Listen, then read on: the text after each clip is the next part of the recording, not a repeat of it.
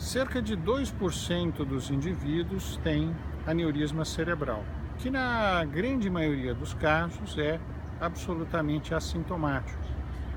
Uma pequena minoria desses aneurismas sofre ruptura, provocando uma hemorragia intracraniana, essa sim, podendo ser grave e em até 30% dos casos, levando inclusive ao óbito.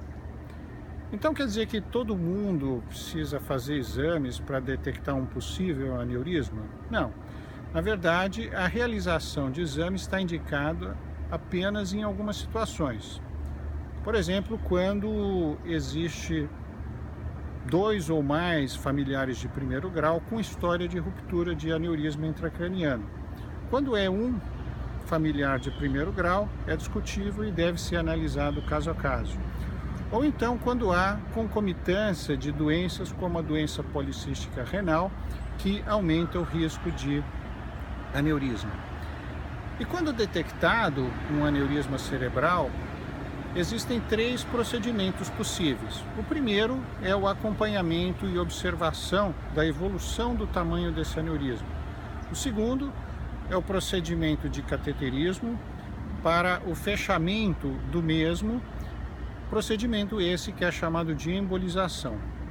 E o terceiro é a cirurgia para clipagem do aneurisma. Quando nós temos um aneurisma maior de 12 milímetros, está indicado formalmente a cirurgia ou o cateterismo. Em aneurismas menores de 7 milímetros de diâmetro, o acompanhamento clínico é, em geral, a melhor conduta, que deve ser avaliada caso a caso. E aneurismas de 7 a 12 milímetros de diâmetro devem ser avaliados com o médico assistente qual a melhor conduta. Existem algumas situações ou alguns fatores que aumentam o risco de rompimento de um aneurisma, como por exemplo a hipertensão arterial, o consumo de cigarros e o consumo excessivo de álcool. Portanto, não há necessidade de todos os indivíduos fazerem check-up para identificação de um possível aneurisma. A melhor coisa é conversar com o seu neurologista e ver qual é a melhor conduta.